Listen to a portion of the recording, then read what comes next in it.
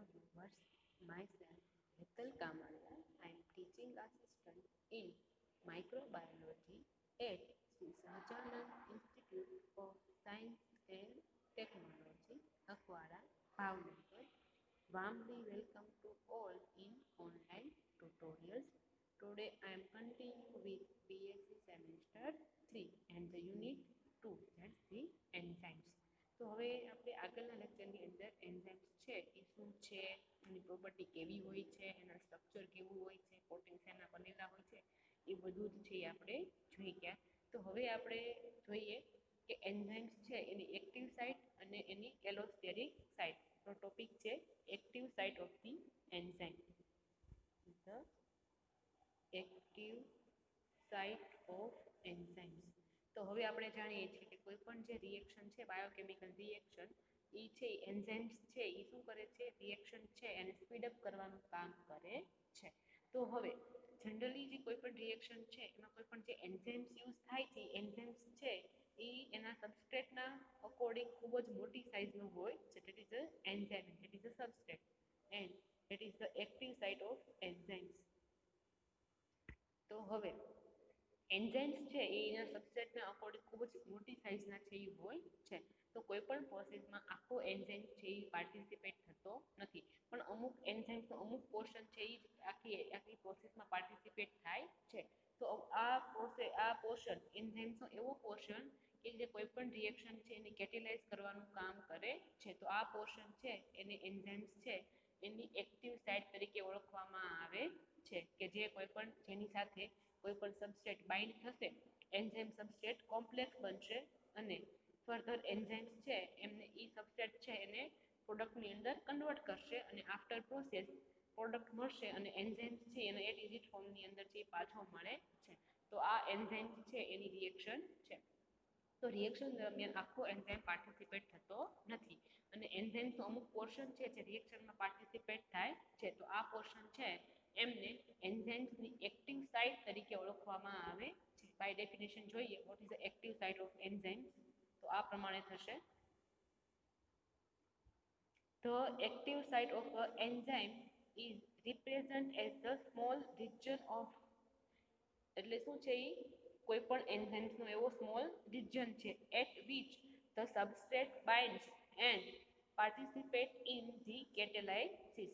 એટલે શું છે તો કે એક્ટિવ સાઇટ છે એ કોઈ પણ એન્ઝાઇમ્સ છે એની અંદર આવેલો એવો સ્મોલ રિજન છે કે જ્યાં તમારો સબસ્ટ્રેટ છે એ બાઇન્ડ થાય છે અને પોતે કોઈ પણ રિએક્શન છે એ કેટેલાઇસિસ કરવું એટલે રિએક્શન છે એમાં પાર્ટિસિપેટ કરે છે. તો active site is nothing but that is a small portion, એટલે કે small site of the enzymes that can bind with the substrate and form enzyme substrate complex, and after the substrate is converted into the product and enzyme will be remain as a unaltered, એટલે કે after process છે એ enzymes છે એની અંદર કોઈ પણ જાતનો change થતો નથી અને એ એન્ઝાઇમ્સ ફર્ધર એક રિએક્શન પૂરી કર્યા પછી બીજી રિએક્શનમાં પોતે છે એ પાર્ટિસિપેટ કરી શકે છે અને પોતે રીયુઝ પણ થઈ શકે છે. તો આ થઈ ગઈ આપણે એન્ઝાઇમ્સ છે એની એક્ટિવ સાઇટ વિશેની ડેફિનેશન. તો હવે આપણે એન્ઝાઇમ્સ છે એની એક્ટિવ સાઇટ છે એના કેટલાક ફીચર વિશે જોવાનું છે. That's about the silent feature of the active site of the enzyme. That is a not silent, that is a silent feature of the enzymes. જોઈએ હવે એની વિશે હવે આપણે જોઈએ હવે તો કે એન્ઝાઇમ છે એના silent feature. That is a silent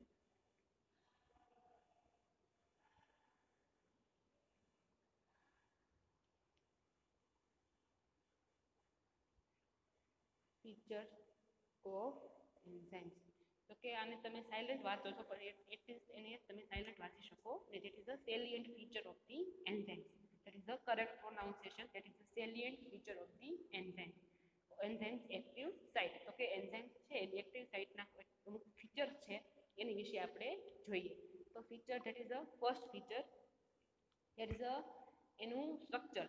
generally આપણે વાત કરીએ કે એન્ઝાઇમ્સ છે એ પ્રોટીનના બનેલા હોય છે અને પ્રોટીન છે એ શેના બનેલા હોય છે, મેડઅપ ઓફ અમાઇનો એસિડ. તો અમાઇનો એસિડ છે એ જોઈન્ટ થઈ અને અમાઇનો એસિડ નીચે ચેઇન બનાવે છે. તો હવે આ જે આખી ચેઇન છે એન્ઝાઇમ્સ છે એ આને આ ચેન ફોર્મ છે એને કહેવાય એન્ઝાઇમ્સ છે એનું પ્રાઇમરી સ્ટ્રક્ચર. જનરલી એન્ઝાઇમ્સ છે એ પ્રાઇમરી સ્ટ્રક્ચરની અંદર હોતા નથી, પ્રોટીનનું પ્રાઇમરી સ્ટ્રક્ચર. જનરલી એન્ઝાઇમ્સ છે એ પ્રોટીનના ટર્શરી સ્ટ્રક્ચરની અંદર છે એ જોવા મળે છે. તો આ જે અમાઇનો એસિડની જે ચેઇન છે એ એકબીજા સાથે ઓવરલેપ થઈ અને આખું એક ફોર્મેશન બનાવે છે અને આખું એક ગ્લોબ્યુલર ફોર્મ બનાવે છે અને જેની અંદરથી ફર્ધર ફરતી 3 ડાયમેન્શનલ વાળું એન્ઝાઇમ્સ છે ફોર્મ થાય છે. તો જે તમારું જે ટર્શરી સ્ટ્રક્ચર વાળું જે પ્રોટીન છે એમાંથી 3 ડાયમેન્શનલ સ્ટ્રક્ચર વાળું એન્ઝાઇમ્સ છે ફોર્મ થાય છે. એની અંદર એની એક્ટિવ સાઇટ છે એ જોવા મળે છે. આ થયું એનું ફર્સ્ટ સ્ટ્રક્ચર કે એક્ટિવ સાઇટ છે એ પ્રોટીન છે અને ટર્શરી સ્ટ્રક્ચરના કારણે ફોર્મ થાય છે અને જેના કારણે 3 ડાયમેન્શનલ એન્ઝાઇમ્સ ફોર્મ થાય છે અને નેટિવ એન્ઝાઇમ્સ છે એની અંદર એની એક્ટિવ સાઇટ છે આવેલી હોય છે. હવે નેક્સ્ટ ફીચર જોઈએ એન્ઝાઇમ્સનું. તો કે જે તમારું જે એન્ઝાઇમ્સ છે આપણે વાત કરીએ કે અમાઇનો એસિડ છે એની બનેલું હોય છે. જનરલી તમારું જે અમાઇનો એસિડ છે એ જે લાંબી ચેનની અંદર જોવા મળે છે, એક અમાઇનો એસિડ બીજો ચેન ફોર્મ કરે છે એને કહેવાય પ્રોટીનનું પ્રાઇમરી સ્ટ્રક્ચર. પણ જનરલી જ્યારે એન્ઝાઇમ્સ બને છે ત્યારે પ્રાઇમરી સ્ટ્રક્ચરવાળી જે ચેઇન છે એ એકબીજા સાથે ફોલ્ડ થઈ અને 3 ડાયમેન્શનલ ફોર્મ કરે છે, એટલે ટર્શરી સ્ટ્રક્ચર છે એ ફોર્મ કરે છે.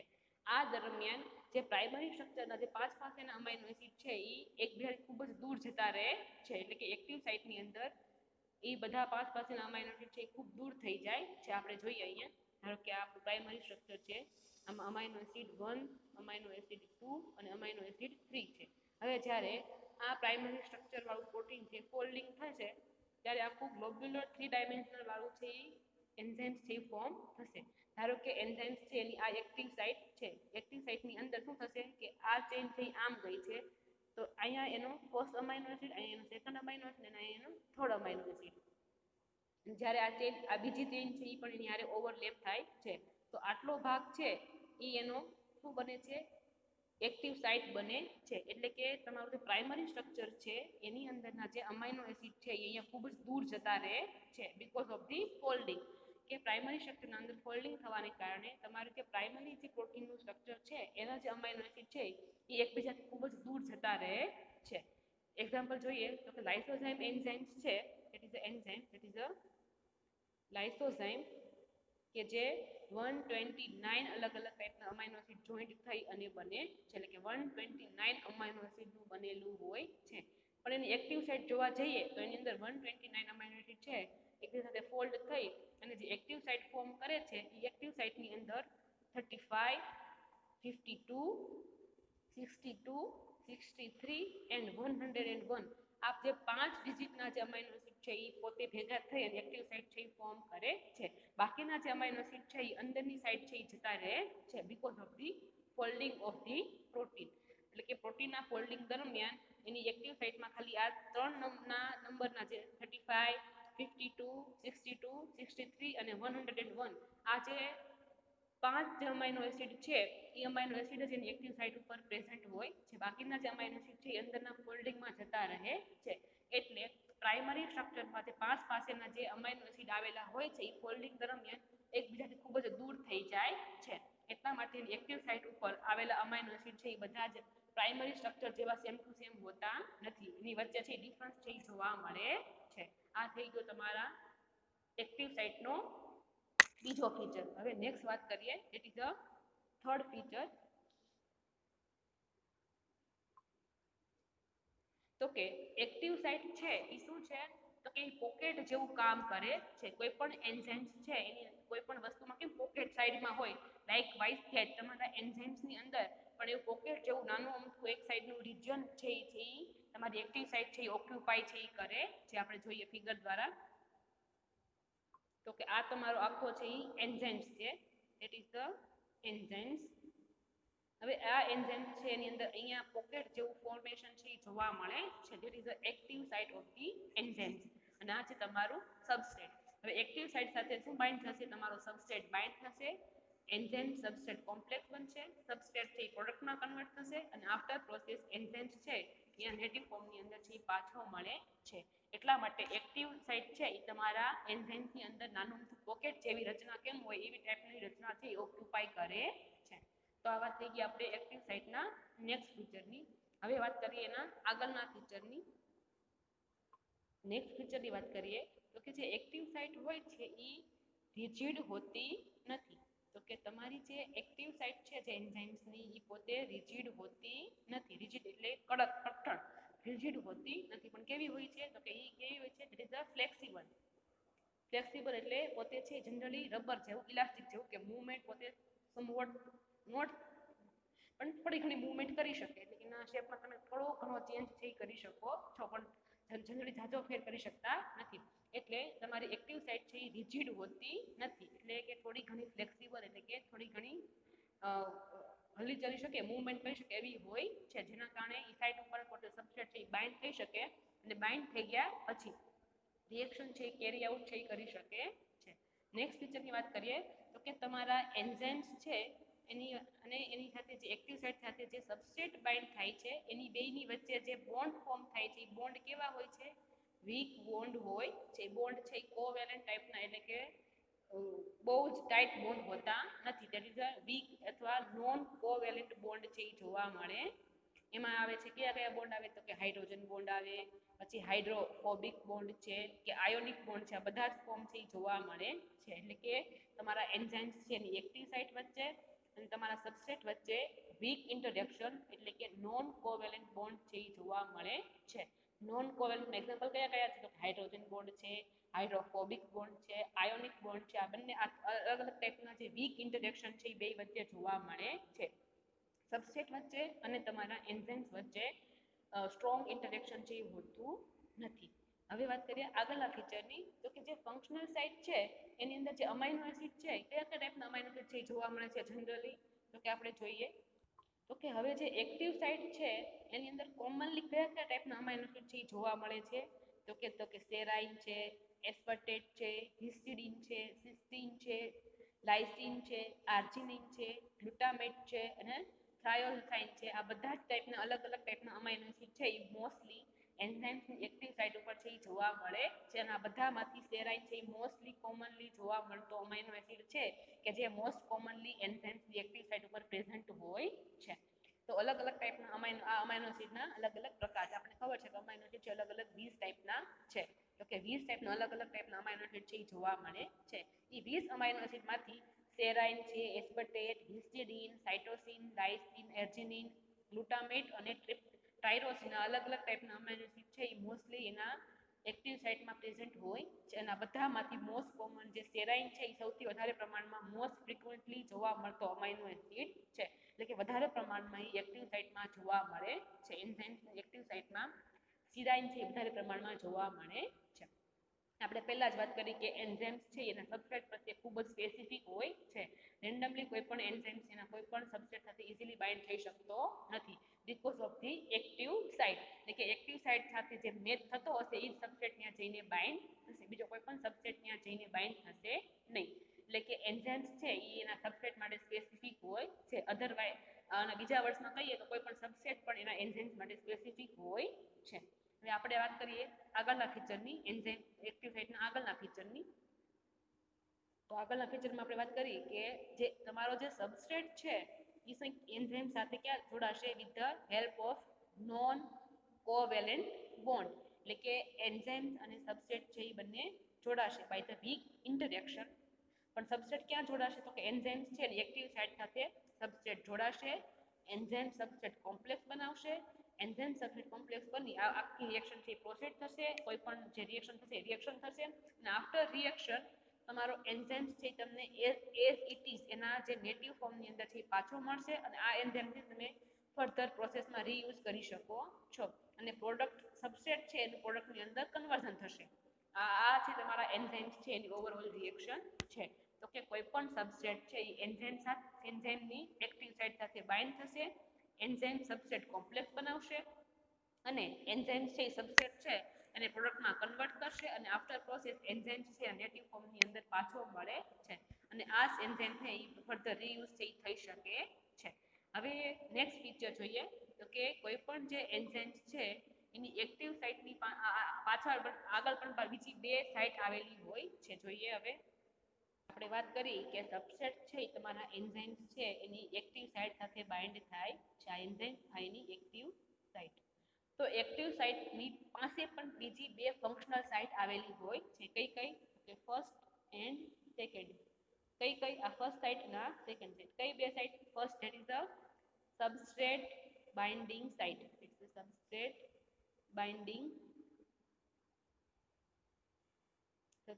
Binding site.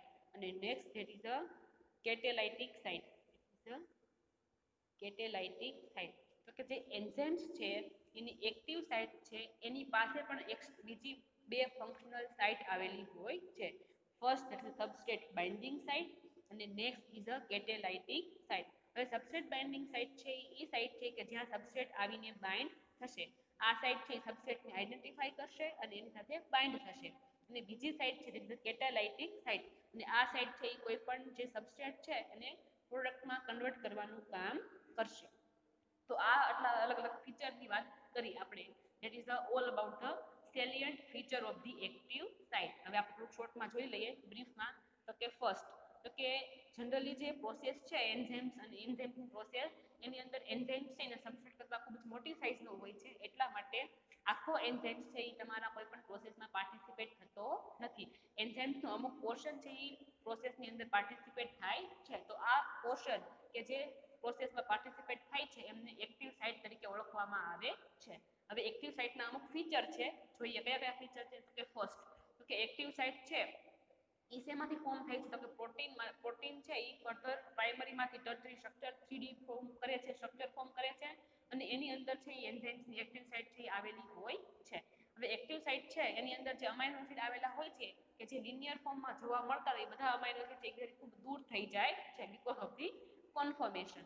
નેક્સ્ટ જોવા જઈએ તો કે એક્ટિવ સાઇટ છે એ એન્ઝાઇમ્સ છે એની અંદર પોકેટ જેવી રચના હોય એ ટાઈપનું ફોર્મેશન છે એમાં જોવા મળે છે. નેક્સ્ટ વાત કરીએ તો કે એક્ટિવ સાઇટ છે એ રિજિડ હોતી નથી, ફ્લેક્સિબલ હોય છે. જેના કારણે એન્ઝાઇમની જોડે ઇઝીલી કોઈ પણ સબસ્ટ્રેટ છે એ બાઇન્ડ થઈ શકે છે. નેક્સ્ટ છે એન્ઝાઇમ્સ છે એના સબસ્ટ્રેટ પ્રત્યે ખૂબ જ સ્પેસિફિક હોય છે. રેન્ડમલી કોઈ પણ સબસ્ટ્રેટ કોઈ પણ એન્ઝાઇમ સાથે બાઇન્ડ થઈ શકતો નથી because of the structure of the active site. Active site ઉપર ડિપેન્ડ કરે છે કે કયા ટાઈપનો સબસ્ટ્રેટ છે એ એન્ઝાઇમ સાથે બાઇન્ડ થશે. હવે વાત કરીએ તો કે એક્ટિવ સાઇટ છે એની અંદર અલગ અલગ ટાઈપના અમાઇનો એસિડ છે એ મોસ્ટલી જોવા મળે છે. કયા કયા? તો કે સેરાઇન છે, એસ્પર્ટેટ છે, એસિડિન છે, લાઇસિન છે, આર્જિનિન છે, ગ્લુટામેટ છે અને ટ્રાયોસિન છે. આ બધા ટાઈપના અમાઇનો એસિડ છે એ મોસ્ટલી છે એ એક્ટિવ સાઇટની અંદર છે એ જોવા મળે છે. આના બધાની અંદર જે સેરાઇન અમાઇનો એસિડ છે એ મોસ્ટ કોમનલી જોવા મળતો એટલે કે મોસ્ટલી ફ્રીક્વન્ટલી જોવા મળતો અમાઇનો એસિડ છે on the active site of the enzymes. હવે વાત કરીએ એન્ઝાઇમ્સના એક્શનની. એન્ઝાઇમ્સ એક્શન કઈ રીતે કરે છે? તો કે એન્ઝાઇમ્સ છે એના એક્ટિવ સાઇટની જોડે તમારો સબસ્ટ્રેટ બાઇન્ડ થાય છે. એન્ઝાઇમ સબસ્ટ્રેટ કોમ્પ્લેક્સ બનાવે છે. એન્ઝાઇમ સબસ્ટ્રેટ કોમ્પ્લેક્સ બની એન્ઝાઇમ્સ છે સબસ્ટ્રેટને પ્રોડક્ટમાં કન્વર્ટ કરે છે અને આફ્ટર પ્રોસેસ એન્ઝાઇમ્સ છે એના નેટિવ ફોર્મની અંદર પાછો મળે છે અને આ એન્ઝાઇમ ફર્ધર રીયુઝ થઈ શકે છે. નેક્સ્ટ વાત કરીએ તો કે કોઈ પણ એક્ટિવ સાઇટ છે એની પાસે પણ ફર્ધર બીજી બે ફંક્શનલ સાઇટ આવેલી હોય છે. First that is the substrate binding site અને next that is the catalytic site. હવે જે ફર્સ્ટ છે જે સબસ્ટ્રેટ બાઇન્ડિંગ સાઇટ તેની જોડે સબસ્ટ્રેટ બાઇન્ડ થાય છે અને સેકન્ડ સાઇટ છે કેટેલાઇટિક સાઇટ. કેટેલાઇટિક સાઇટ શું કરે છે? તો કે સબસ્ટ્રેટને પ્રોડક્ટમાં કન્વર્ટ કરવાનું કામ કરે છે. તો આ થઈ ગયા આપણા જે એક્ટિવ સાઇટ છે એના સેલિયન્ટ ફીચરની વાત. That's all about the active site of the enzymes. That's it. Thank you.